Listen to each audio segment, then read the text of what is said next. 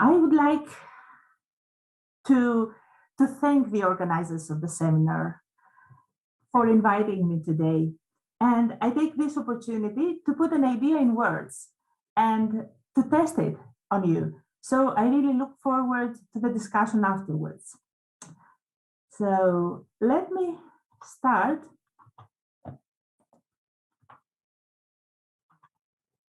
Let me start with a personal story. Some 30 years ago, when I was a student, I worked at Palatial as a water flotation assistant with an ISR 5.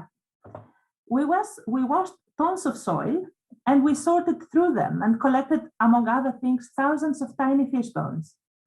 Later on, I did the same thing at Mochlos and Akrothiri on Thira, and the situation was exactly the same.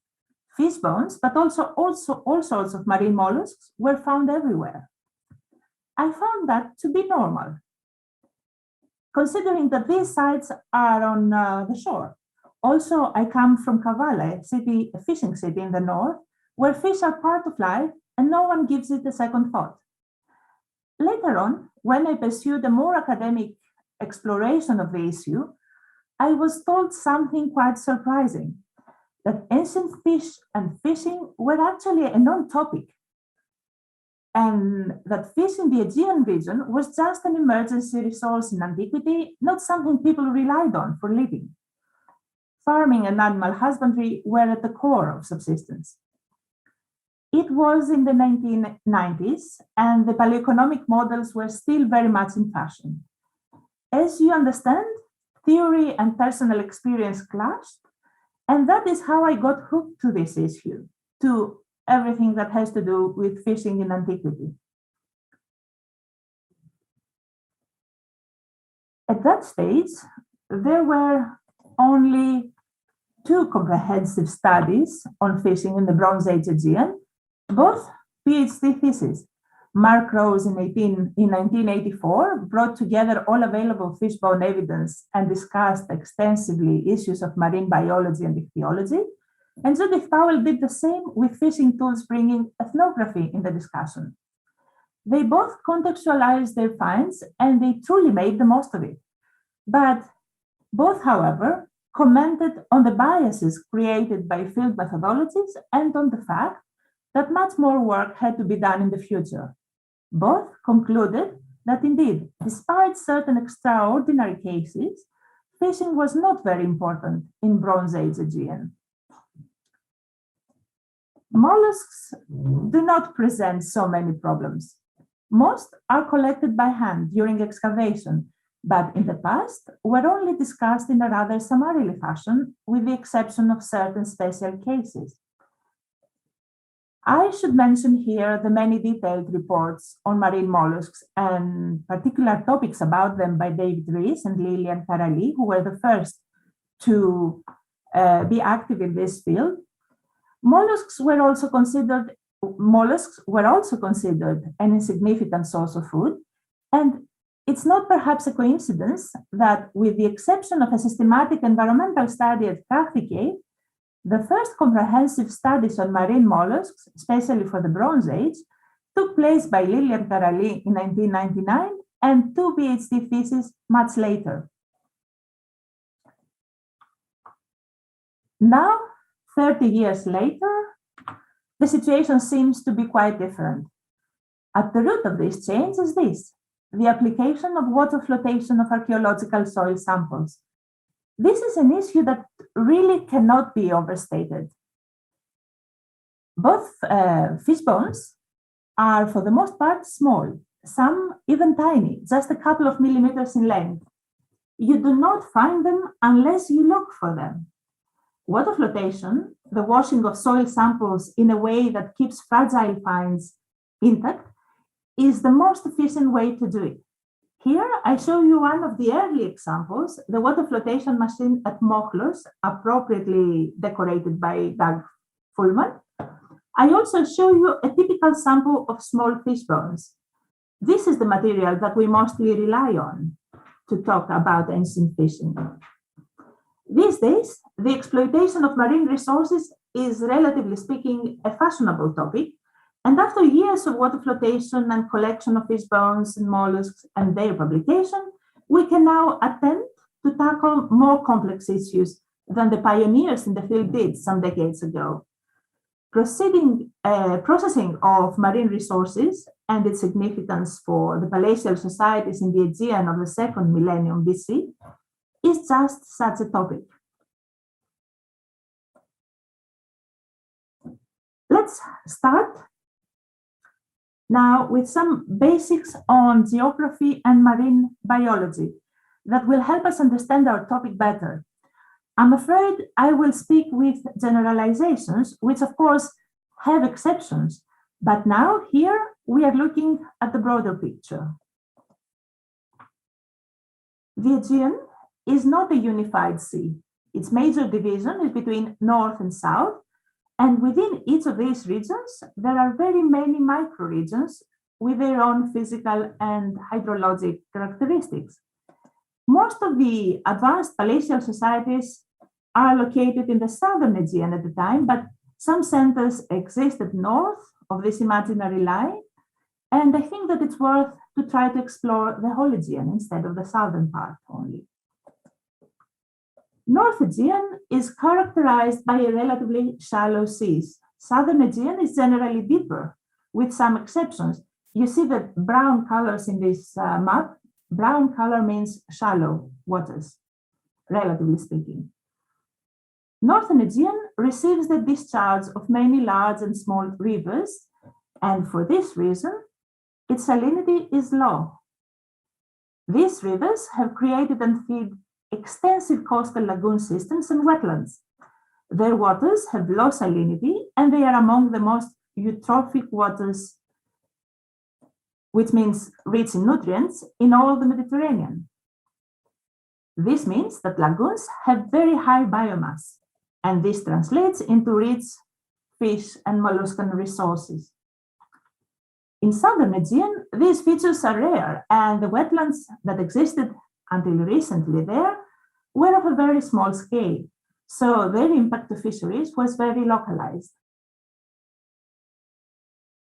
Northern Aegean waters are generally colder than those in the south. Now, all these features determine how rich in nutrients the sea is in various locations, and ultimately what fish and mollusks and how many of them live there. In this picture shows this very clearly. You see that the waters in Northern Aegean are very rich in nutrients all year round. You see lots of greens and yellows and some reds. In Southern Aegean, not so much. You see that the red dots, the green dots, are very few, and they are all very near the shore. The waters here are poor. Only very close to the coast, we see some nutrient availability, and that is where fish and mollusks can be found in some density, very, very near the coast. So in southern Greece, in northern Greece, we find some of the richest fisheries today. These are characterized by the seasonal exploitation of large schools of pelagic fish and the systematic cultivation of mollusks such as mussels. Also, the lagoons provide a reliable abundance of fish such as the eels and the grey mullets. In southern Aegean, a typical catch is characterized by a variety of species, but with only a few individuals each. No commercial mollusks are found here. Bronze Age fisheries reflect to a certain degree this contrast between North and South Aegean, despite the fact that there is an imbalance in the amount and type of research in these two regions. In the Southern Aegean, during the second millennium, fishing and shellfish gathering was mostly practiced very near the shore, in places in the environments such as what you see here in the picture, often in the shallows of the splash zone, And we know that from the type of fish and mollusks that were caught and are found archaeologically. Catches in this zone, were taxonomically rich. See, for example, these tables here, taxonomic representation tables from two sites, from Palatial and Mochlos. These are the fish that have been identified, and in this table here, you see the mollusks that have been identified at late Mylona 1b Mochlos. The families and genera which are mentioned in these tables include several species each, and that means that these lists are in reality much longer. To make these lists more visual, here is the variety of fish that were caught at the time we're talking about in southern Aegean, and these are some of the most commonly gathered shellfish. The three types you see at the top are the ones that were very regularly caught in shallow waters. This fishing zone was exploited throughout the second millennium in such an intensive manner at places that we can observe a clear reduction in the size of the captured fish and shells over time, a sign of localized overfishing. Fishing for these resources is technologically simple. On occasion, it only requires dexterity and almost no tools. Hand gathering of limpets, for example, can easily be done. This type of fishing and gathering can be practiced by anyone who has some familiarity with the sea. And this is an important point to keep in mind.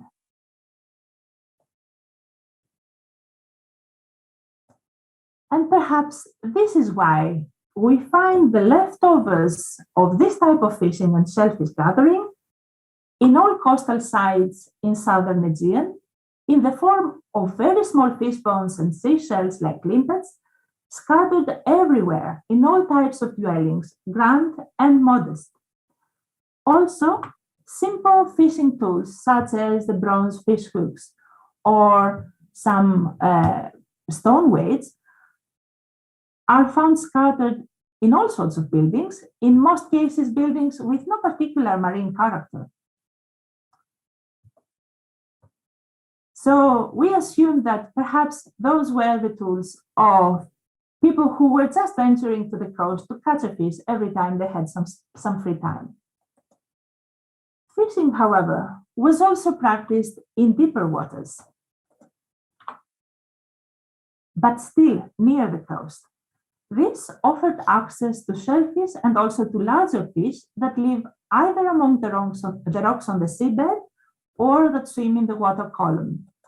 The capture of these fish is more demanding in technology and knowledge, and it could be suggested that this type of fishing was the domain of professional, let's call them that, fishers, those who had been trained and were well versed to the multitude of specialized knowledge and skills required for this type of activity. By way of illustration of this point, I show you here a detail from the miniature fresco in the West House at Akrothiri. It shows two fishermen leaving the harbor, those in the circle, carrying with them bundled fishing nets here and here. Fishing boats are seen in the harbor among other types of vessels. I will return to this situation later on.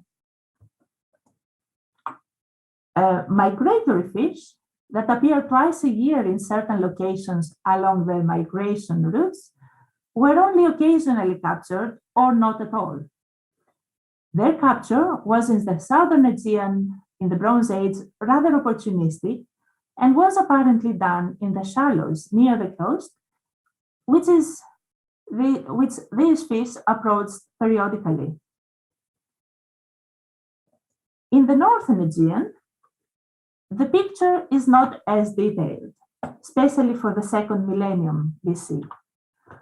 Only a few sites provide information for this period, for example, Thessaloniki Tumba, Limenaria on Thasos Island, Mikrovouni on Samothrace Island, Palya and Pevkaki at Volos. I may be missing a couple, but not much. Here, fish bones and molluscan assemblages are much larger and taxonomically more diverse. The third millennium is much better documented because more research has been done on it. Fisheries for that period are better understood, and it appears that certain of its trends persisted into the second millennium too. Taxonomic variety is very high, obviously reflecting the richness of aquatic ecosystems. Fishing took place in all available aquatic environments, the sea, lagoons, rivers, and lakes. Species that thrive in waters of fluctuating salinity, such as the eels, the gray mullets, or the gilt-head sea breams, are very common. The small pelagics, such as the anchovies and the sardines, are present in most assemblages, but not overwhelmingly so. And the seasonal migratory fish were caught with frequency, and the same is true for other top predators like the sharks and the rays. Marine fish and mollusks were brought in inland sites, even where local freshwater resources were abundant. We may assume that marine fish and the shellfish were particularly appreciated. Mollusks were exploited quite systematically, both for eating and for other uses, such as the creation of jewels and purple dye. There is little discussion on the fishes themselves in that region, and this is an issue open for future research. To sum up this background discussion, in South Aegean, we have low density of fish and mollusks in the sea, but their exploitation was particularly intensive and involved all parts of society, both professionals and amateurs, if we can use those terms. In Northern Aegean, the fish and molluscan resources were much richer, they were exploited systematically, but it appears that their maximum potential was not reached, or at least if it did, we are not able at the moment to see it through archaeology.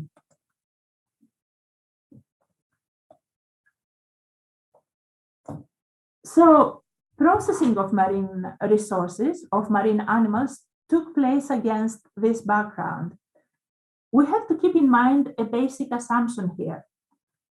Processing of marine products is, in essence, the transformation of an element of the physical world, an animal, into something else, into a man-made object, into a product.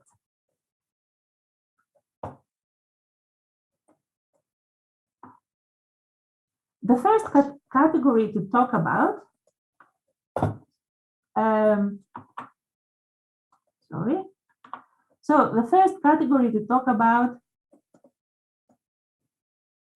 is fish processing.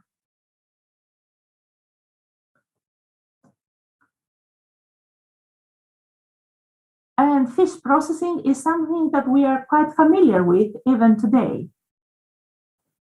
The typical approach to fish processing, one that is repeatedly mentioned in literature, is that processing turns a seasonally abundant and short-lived resource into long-lasting food that offers survival security. And this is certainly true, but it's not the only dimension of fish processing. There are others equally important. First of all, the transformation creates a variety of new products, each one different in taste and texture. In affluent societies with developed cuisine, the search for culinary variety and sophistication may be a goal in itself, and history provides plenty of examples. For instance, the elaborate Sicilian cuisine of the 5th century BC, the Ottoman cuisine of the early modern era, or the French paradigm of the last couple of centuries. Historical research of the classical and Roman fish processing also teaches us something. When processing is done beyond the domestic scale, then it can involve and perhaps support a number of other activities beyond fishing. Production of salt necessary for processing, production of vessels necessary for the packaging and transportation of the processed fish, maritime trade, and others. Also, lots of people may have been involved directly and indirectly in the process, and these people had the relevant know-how for each category of activities. So, fish processing is a potentially important thing, depending on context and scale.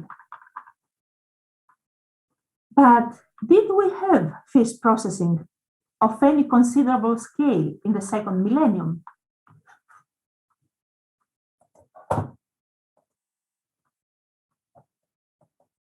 Excuse me. In the Aegean, and indeed the whole Eastern Mediterranean, fish processing goes back to the Mesolithic period, and we have evidence that the technical knowledge survived through the Neolithic too. From early in the Bronze Age, fish processing was practiced in various locations in the Eastern Mediterranean and Near Eastern world. A wall painting from Egypt of the 5th dynasty, the drawing I show you here, for example, illustrates fish being prepared for drying. Again, in the 3rd millennium, Akkadian and Sumerian documents preserve terms for fresh water and marine processed fish, including the most elaborate fermented fish sauce. So, at the beginning of the 2nd millennium, preservation technology was already there and well spread in Eastern Mediterranean.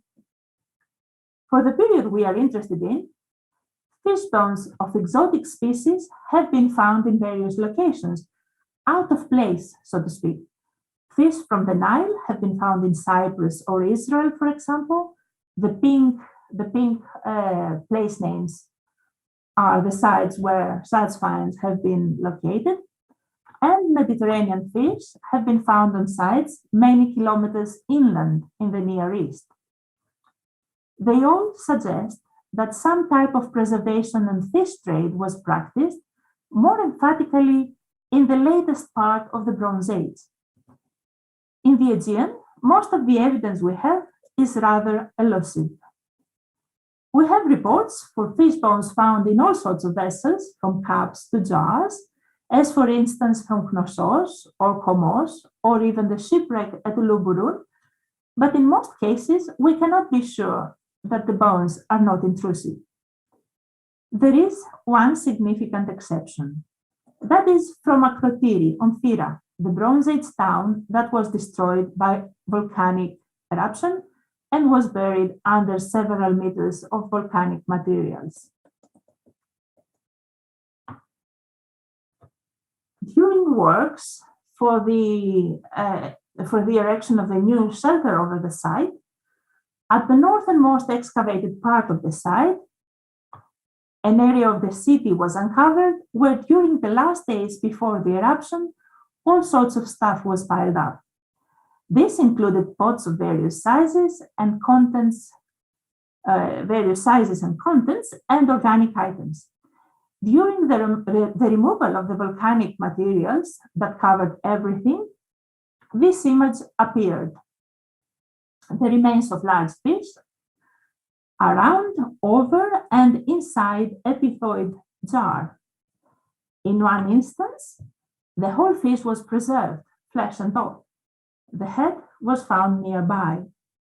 After the removal of these fish, the pithoid underneath was removed and a micro excavation took place in the lab. There, a surprise awaited us. We removed the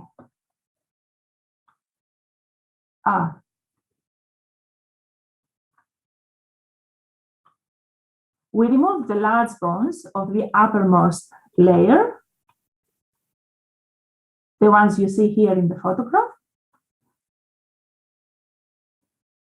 And after more layers of fine volcanic ash, we saw that the bottom and lower walls of the vessel were covered by a dark, fine-grained material that contained small fish bones and cereal seeds. Here is the drawing of the section of the vessel with the various layers shown and the photograph of the fish paste. Obviously, we had here two types of processed fish. We examined them from different angles. Here, I will cut the story short and jump straight to the conclusions. The largest fish bones represent a bunch of dried and perhaps salted common benthics, the fish you see here, from which the vertebral column was removed, but spines and head were left intact, what is painted red in the sketch. This band included only one kind of fish. I show you here again the Egyptian representation and some modern examples to show you what these fish looked like. The stuff in the pithos was a fish paste of sorts made up of various small fish. Some of them could be identified, could not be. Only some of them could be identified because, as you see, the only parts of this paste that survived were the ones that were consolidated by conservators straight during the excavation. The rest, after an hour or so, turned into an amorphous, shredded material. The fish that were identified from these very small bones are these: the pickerel and bogue, damselfish, and tiny stingrays. These are all small fish and very much the type that was caught and eaten regularly on the site. This paste contained seeds of cereals, which were part of the recipe. We analyzed this paste in terms of lipids and proteins to see what it was made of. It contained flesh and skin of fish, a grape product, wine or vinegar, and plant matter, which probably comes from the seeds. The initial question was,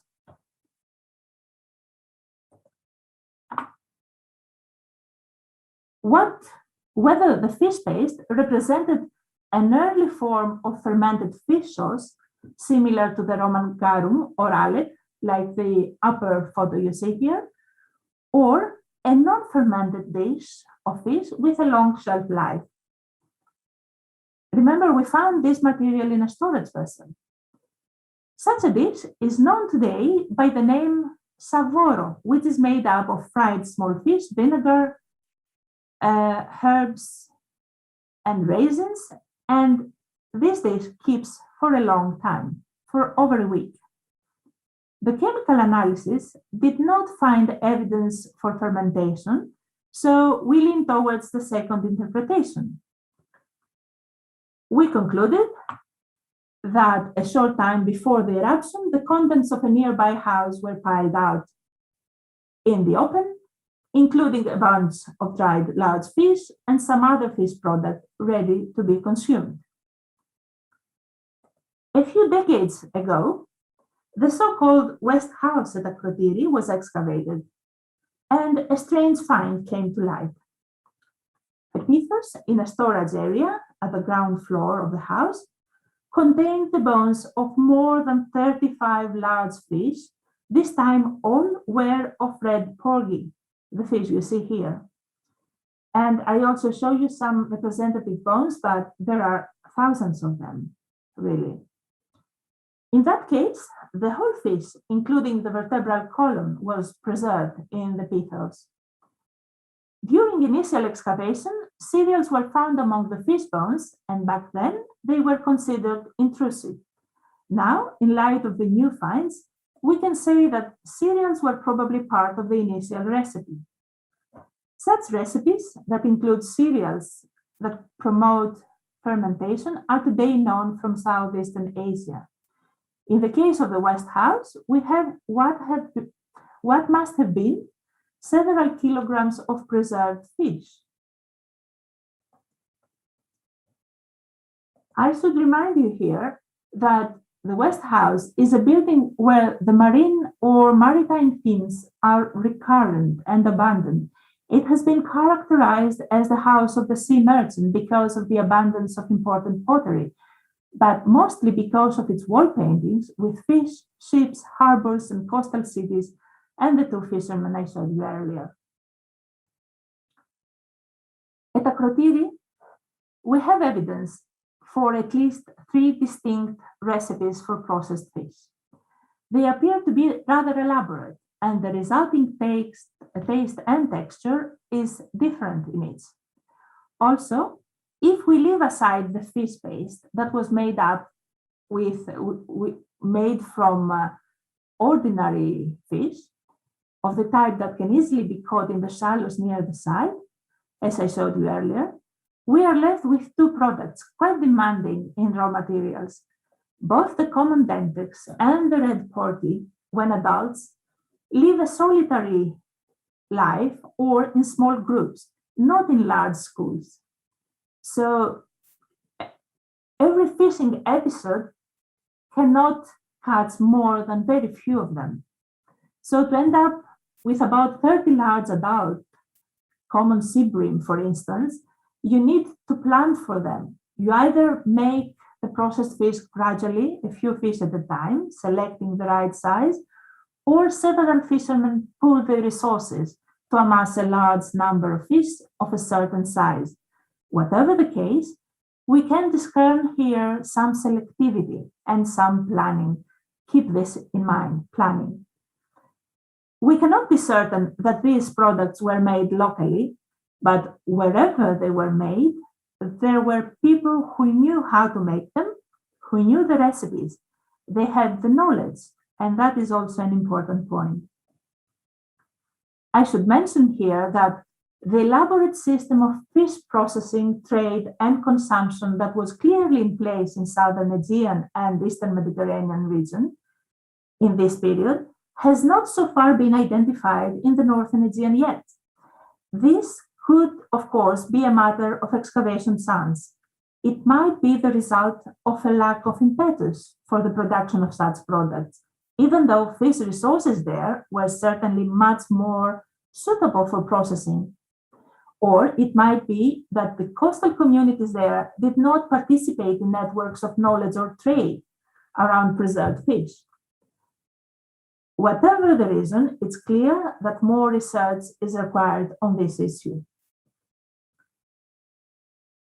Let's move now to another processed marine animal, the purple shellfish, and the production of purple dye.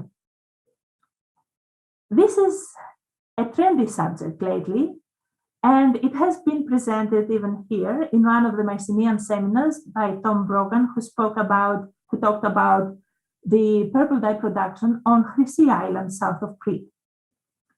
Much focused research has been done in the last few years: archaeological, malacological, historical, experimental, chemical.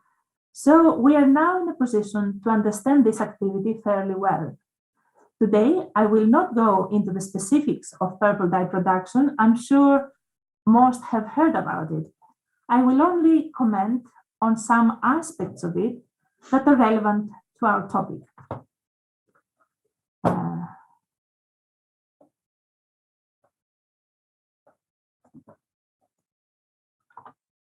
Purple shellfish are perhaps the most important marine animals in Bronze Age Aegean in terms of the economic and social impact of their processing. These are the 3 dye-producing species in the Mediterranean. For the period we are discussing, the first one, the Hyxaplex trunculus, is by far the more common. The origins of the art of purple dye production is not easy to track. The purple shellfish in the Mediterranean are edible and have been consumed in the Aegean from as early as the Upper Paleolithic and the Mesolithic. Their shells ended up as consumption waste and are regularly recovered at archaeological excavations. It's still not always clear in which cases the archaeological purple shells result from purple dye industry or from food consumption. We use the amount and fragmentation of purple shells as criteria, and lately the archaeological context of the purple shells emerges as a crucial criterion also. Tracing the origins and the path of dispersal of the art of purple dye production is not very easy, mostly because much of the available evidence originates from old publications or summary preliminary reports, and both contextual information and exact dating are missing. It seems, however, that the production of purple dye as a systematic, economically important activity started on Crete in the Middle Minoan period at the beginning of the second millennium. It quickly spread all over the Aegean, even though its intensity was stronger in its southern part. It also spread in many places in the Eastern Mediterranean, especially the Syro-Palestine. In the last quarter of the second millennium, there were workshops for purple dye production and sites that used its byproducts in many places, and even more. Sorry, I missed that. So there were sites that produced purple dye and were using the byproducts everywhere. This production was controlled by the palaces, and we find evidence as far north as Thebes, as far south as Crete. We even find in Linear B specialized terminology that, according to Thomas Palaina, differed in different regions. During these centuries, it was not only the knowledge of making the dye that traveled, or could it be the technicians themselves, but also purple pigment and ready purple objects were also transported all over the Eastern Mediterranean. The topic of purple dye production is vast, so is the literature around it.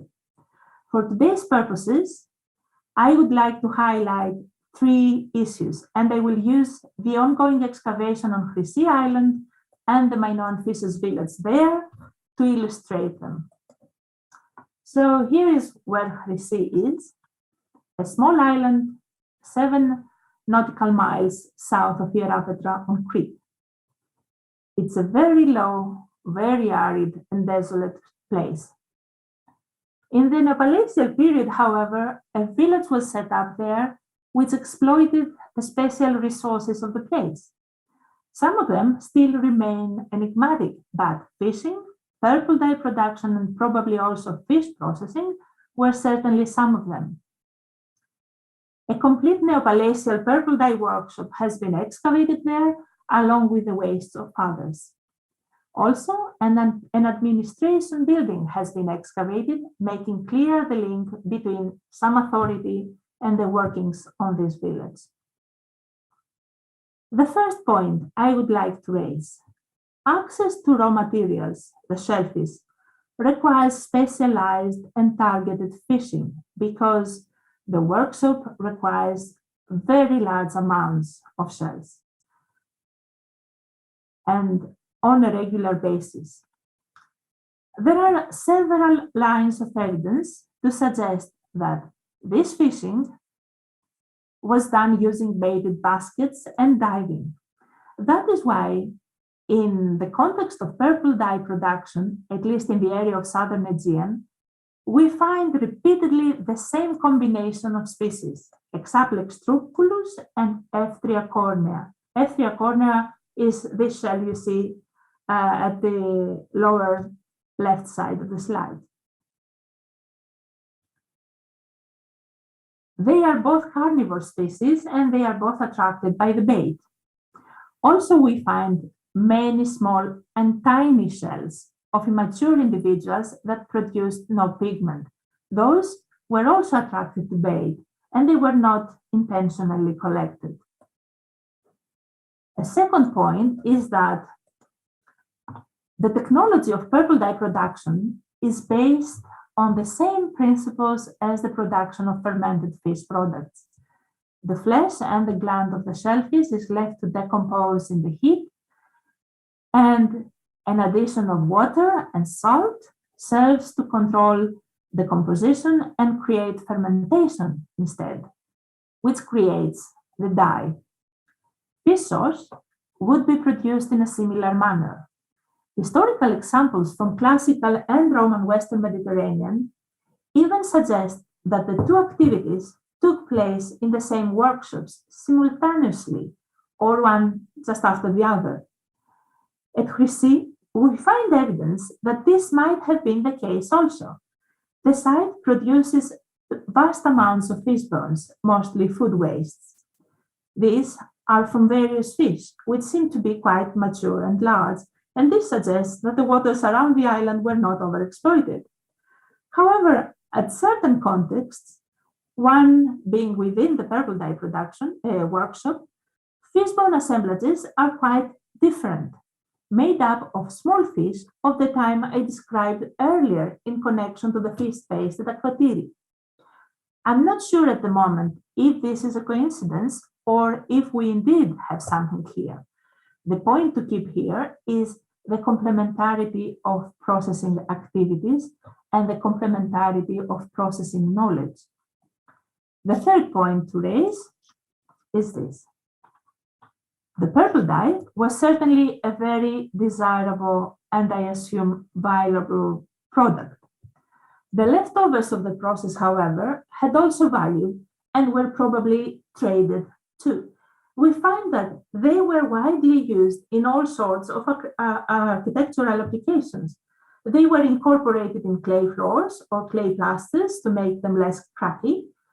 At Crete, we have excavated two locations, one near the other, where crushed shells seem to have been accumulated from a nearby workshop. The interesting thing is that different grades of fragments were found in each. One was coarse and the other was finer. We hypothesized that the fragmented shells were sorted and prepared for shipping out of the island, ready for specific applications. Archaeometric work showed us another rather unexpected application. The abundant waste of purple dye production, the shells, were burned and turned into lime, which in turn was used for plastering. These uses of purple shells were very widespread across the Bronze Age Aegean and also further east. The point to take with us here is the complexity of activities that were generated in the process of purple dye production and the many opportunities to generate wealth. What we could conclude from all this is that purple dye production was based on systematic, targeted, and large-scale fishing. It generated a number of side activities and products, and it had been so important at times that it was regulated by the palaces. Purple dye production has many aspects in common to other fishing-related activities.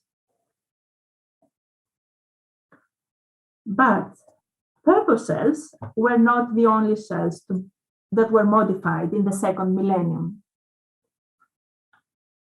The use of seashells to create jewels is an old story, of course, and we find these perforated shells almost everywhere.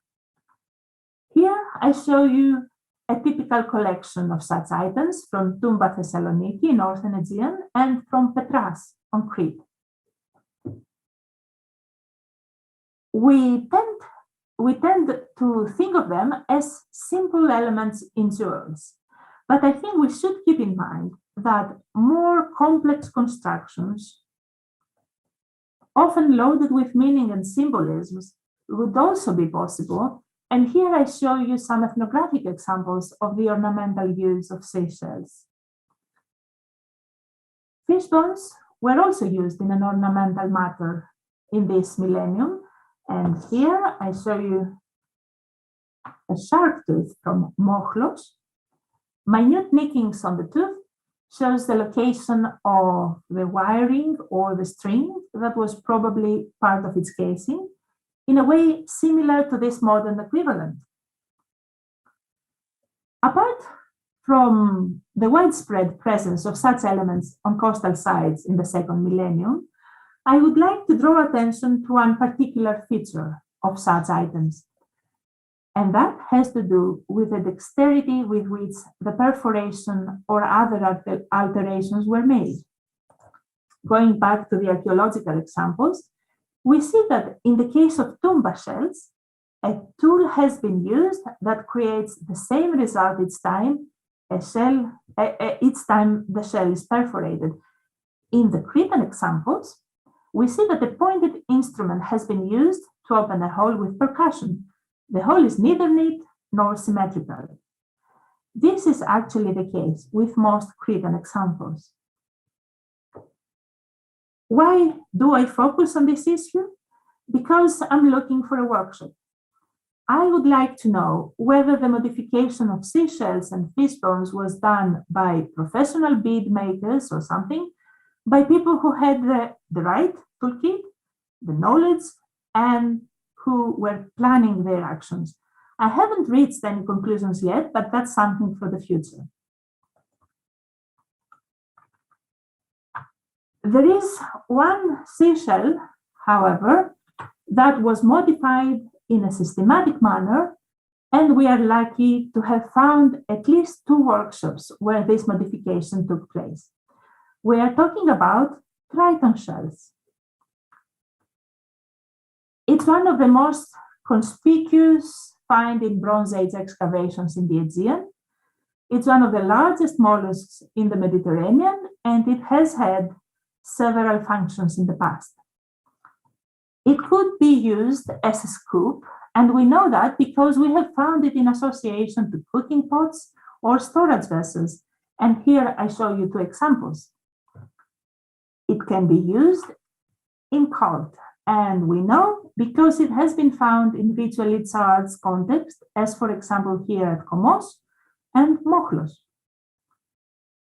And it could have been used as a musical instrument, much like today in Greece and elsewhere in the world. It can be used unmodified, of course, and most of the items recovered in excavations are such, unmodified. But sometimes it needs to be modified, the internal column to be removed, and holes to be pierced at the right spots in the shells. And here I show you some examples of these cases. These are all from Papadiokambos.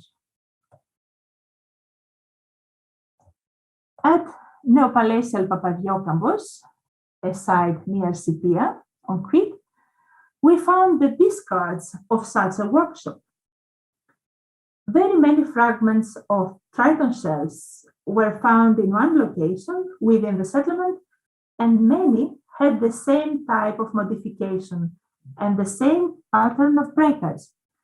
Here I show you the most typical ones. One feature is the repeated nicking of the lip of the shell,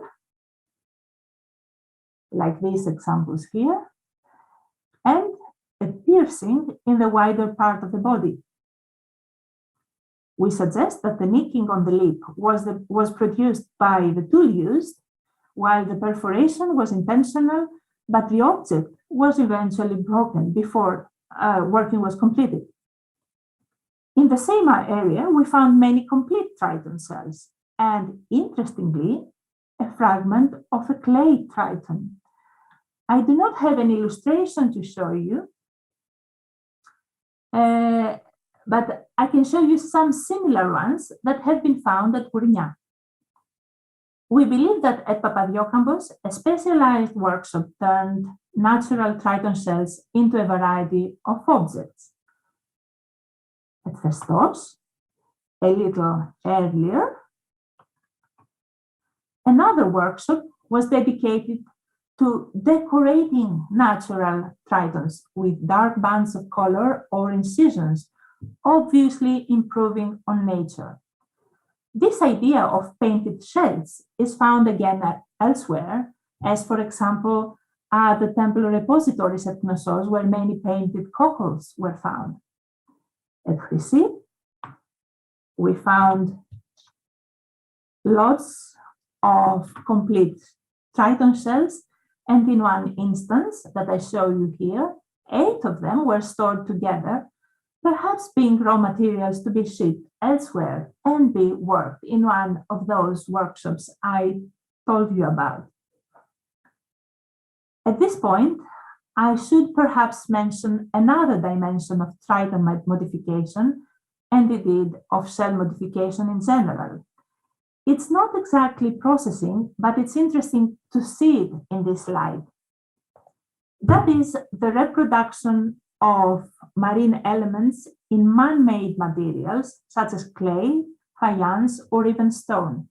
Here I show you some of the better known examples of Triton objects from Crete, and a recent one found from Akrothiri in Santorini. This replication also applied to live creatures, not just shells, as for example the flying fish.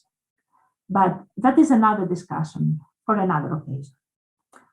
For here, I think that what is of interest in the case of seashells is that modification of shells was a widespread idea, that there were specialized workshops for that, and that there was a market, so to speak, for the items they produced, and that this idea occasionally reached some extremes where artisans had such control over them that they created marine nature itself with their own hands. This discussion on processed or modified marine products could go on, but I should better stop here and start wrapping up. I will try to summarize what I have told you here in a few slides. The exploitation of marine resources in the Aegean in the second millennium BC took place by two groups of people, the amateurs and the professionals. There is a reason why I separate them. Each group had a different effect on resources, had a different economic impact, and also left different archaeological traces. So when we evaluate our archaeological finds, we need to be able to clarify what we are talking about. Regarding the amateurs, who were they? They could be anyone able to reach the coast. Ethnographic research all over the world shows that this type of low technology, low skill, generalized harvesting of the aquatic resources on the coast in the shallows is often done by women, children, older people. To do this type of fishing, you do not even need to be able to swim. Access to the fish and shellfish is generally dictated by the weather and people's other commitments, perhaps unrelated to fishing. This activity goes hand in hand with a general familiarity with the sea, and we can detect it archaeologically by the type of fish and mollusks that are found on a site and by their dispersal. They are small fish and mollusks on the shallows and are found everywhere in all spaces, regardless of status, affluence, or function. Now, about the professionals. In this case, we are talking about specific groups of people. I will tell you why that is so in a bit. These fishermen had access to whatever the amateur fishers did, but also to large, deeper water fishes and mollusks. These representations illustrate the point rather well. What these fishes hold are large fish like groupers and a large octopus. You reach these when you dive deep. We find the remains of these large fish all over the place in a thin scatter of bones, of course, but where larger concentrations are found, these are found in special contexts related to feasting or extraordinary events. So as far as food is concerned, access to these fish was probably not for everyone. To access these resources of the deep in a reliable and repeated way, the fisher needs a particular set of skills, tools, and knowledge. Knowledge about the fish, which are not actually visible from above the water, The seabed, also invisible from above the water, knowledge about currents and weather patterns. These fishes probably had to be able to navigate fishing boats and also, importantly, in our case, to dive. Diving is important. Not only it makes some of these skills and knowledge possible, but also separates these fishes very clearly from everybody else. Also, fishes had to be able to make and maintain various tools as well as to use them, and the list can go on and on. Anthropological work all over the world shows that this set of skills and knowledge usually includes also ideas and beliefs about the supernatural world, about qualities of the sea that are not apparent to outsiders. This research also shows that for these skills and knowledge to pass from one generation to the next, the apprentice, the person who is initiated into the art of fishing, has to be part of a community, not only to watch how things were done, but also to participate in all aspects of life, including all its expressions. This was actually the case for all special activity groups in pre-literate societies. It's not something unique to fishing. But we can be certain that this was also the case in the second millennium Aegean fishing world. Why? Because these fishers were successful, so much so that their art passed from one generation to the next for centuries, with the only possible way, which is the participation of new young members. And not only that, the art also flourished over time. This is particularly evident in the development of various types of processing of marine animals. Let's return to this diagram. Processing was part of the fishing picture. It was important in places, and it touched upon other spheres of life, such as central administration, cult, commensality.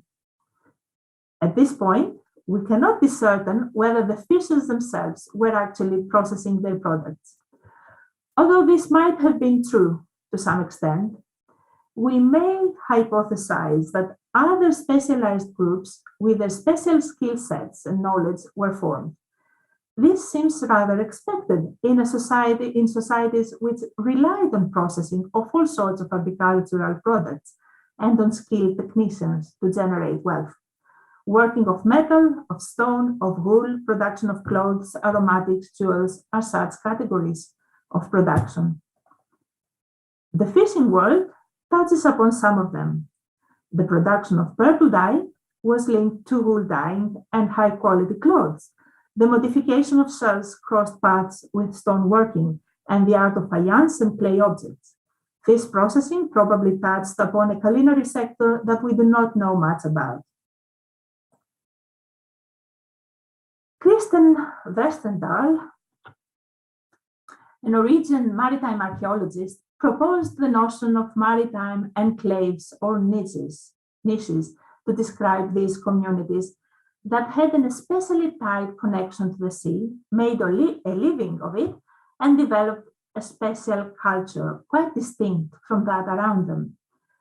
We certainly had that in the second millennium Aegean, either as separate communities, such as the one on Crete Island, or as sectors on other coastal communities, such as those that are reflected on the material remains of various coastal settlements at the time.